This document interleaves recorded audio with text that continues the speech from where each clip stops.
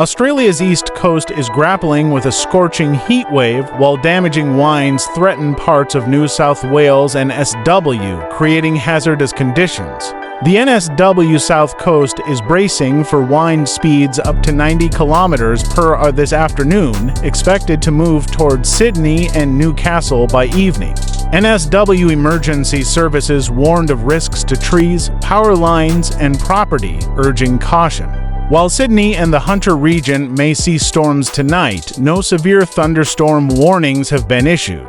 Meanwhile, the heat wave and rising flames in Western Australia add to the nation's weather challenges. Stay updated and stay safe.